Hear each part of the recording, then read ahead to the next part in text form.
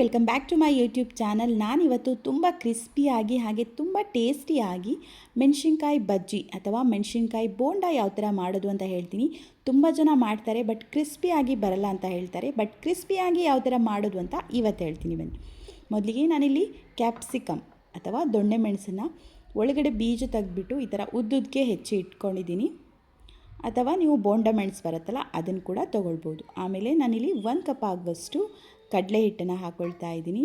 ಆ 1 ಕಪ್ ಕಡಲೆ ಹಿಟ್ಟಿಗೆ ನಾನು 4 ಸ್ಪೂನ್ ಆಗುವಷ್ಟು ಅಕ್ಕಿ ಹಿಟ್ಟನ್ನು ಸೇರಿಸ್ಕೊಳ್ತಾ ಇದ್ದೀನಿ. ಈ ಅಕ್ಕಿ ಹಿಟ್ಟು ಸೇರಿಸ್ಕೊಳ್ಳೋದ್ರಿಂದ ತುಂಬ ಕ್ರಿಸ್ಪಿಯಾಗಿ ಬರುತ್ತೆ. ಆಮೇಲೆ ಸ್ವಲ್ಪ 1/4 ಸ್ಪೂನ್ ಆಗುವಷ್ಟು ಅರಿಶಿನ, ಅರ್ಧ ಸ್ಪೂನ್ ಆಗುವಷ್ಟು ಚಿಲ್ಲಿ ಪೌಡರ್, ಹಾಗೆ ಒಂದು ಅರ್ಧ ಸ್ಪೂನ್ ಆಗುವಷ್ಟು ಗರಂ ಮಸಾಲ ಪೌಡರ್, 1/4 ಸ್ಪೂನ್ ಆಗುವಷ್ಟು ಧನಿಯಾ, ಹಾಗೆ ಸ್ವಲ್ಪ ಕರಿಬೇವನ್ನ ಸ್ವಲ್ಪ ಸಣ್ಣಗೆ ಕಟ್ ಮಾಡಿ ಹಾಕ್ಕೊಳ್ತಾ ಇದ್ದೀನಿ. ಈ ಕರಿಬೇವು ಹಾಕೋದ್ರಿಂದ ಟೇಸ್ಟ್ ತುಂಬ ಚೆನ್ನಾಗಿ ಬರುತ್ತೆ. ಆಮೇಲೆ ಅದಕ್ಕೇ ಸ್ವಲ್ಪ ಕೊತ್ತಂಬರಿ ಸೊಪ್ಪನ್ನು ಅಷ್ಟೇ ಸ್ವಲ್ಪ ಸಣ್ಣಗೆ ಕಟ್ ಮಾಡಿ ಹಾಕ್ಕೊಳ್ಳಿ.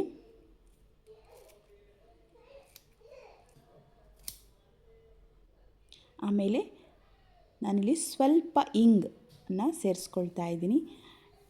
ಹಾಗೆ ರುಚಿಗೆ ಉಪ್ಪು ಎಲ್ಲದನ್ನು ಇವಾಗ ನೀರು ಆ್ಯಡ್ ಮಾಡಿಕೊಂಡು ಮಿಕ್ಸ್ ಮಾಡಿಕೊಳ್ಬೇಕು.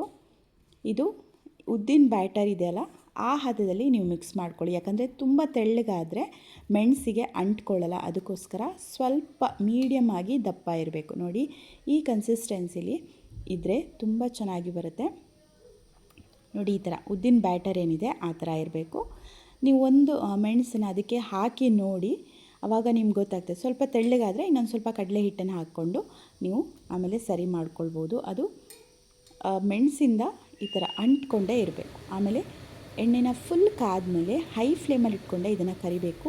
ಎಣ್ಣೆನ ಫುಲ್ ಕಾದ್ಮೇಲೆ ನೀವು ಮಾಡಿಟ್ಟಂಥ ಮೆಣಸೇನಿದೆ ಅದನ್ನು ಅದಕ್ಕೆ ಡ್ರಾಪ್ ಮಾಡಿ ಹೈ ಫ್ಲೇಮಲ್ಲಿ ಇಟ್ಕೊಂಡೆ ಇದನ್ನು ಕರಿಬೇಕು. ಇಲ್ಲಾಂದರೆ ಕ್ರಿಸ್ಪಿನೆಸ್ ಬರಲ್ಲ, ಮೆತ್ತಗಾಗಿಬಿಡುತ್ತೆ. ಅದಕ್ಕೋಸ್ಕರ ಹೈ ಫ್ಲೇಮಲ್ಲಿ ಇಟ್ಕೊಂಡೆ ನೀವು ಇದನ್ನು ಕರಿಬೇಕು. ನೋಡಿ ಒಂದು ಚೂರು ಸಹ ಬಿಟ್ಕೊಳ್ತಾ ಇಲ್ಲ, ಕರೆಕ್ಟಾಗಿ ಅದಕ್ಕೆ ಅಂಟ್ಕೊಳ್ತಾ ಇದೆ. ತುಂಬ ಟೇಸ್ಟಿಯಾಗಿ ಹಾಗೆ ತುಂಬ ಕ್ರಿಸ್ಪಿಯಾಗಿ ಮಾಡಬೇಕು ಅಂದರೆ ನೀವು ಈ ಮೆಥಡಲ್ಲಿ ಟ್ರೈ ಮಾಡಿ. ತುಂಬಾ ಚೆನ್ನಾಗಿರುತ್ತೆ. ಸಂಜೆ ಸ್ನ್ಯಾಕ್ಸಿಗೂ ಚೆನ್ನಾಗಿರುತ್ತೆ. ಹಾಗೆ ಮಧ್ಯಾಹ್ನ ಲಂಚ್ ಡಿನ್ನರ್ ಎಲ್ಲದಕ್ಕೂ ಸೈಡಾಗಿ ತುಂಬಾ ಟೇಸ್ಟಿಯಾಗಿ ಕ್ರಿಸ್ಪಿಯಾಗಿ ಇರುತ್ತೆ.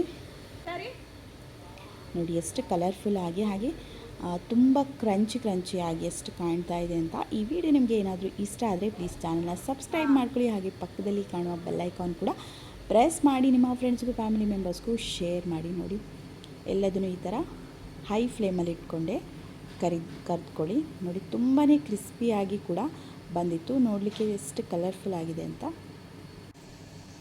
ತುಂಬಾ ಚೆನ್ನಾಗಿತ್ತು. ನೀವು ಕೂಡ ಈ ರೆಸಿಪಿನ ಟ್ರೈ ಮಾಡಿ. ನಿಮಗೆ ಯಾವ ಥರ ಬಂತು ಅಂತ ಕಮೆಂಟ್ ಬಾಕ್ಸಲ್ಲಿ ಕಮೆಂಟ್ ಮಾಡೋದನ್ನು ಮರಿಬೇಡಿ. Thanks for watching. See you on next video. Bye bye.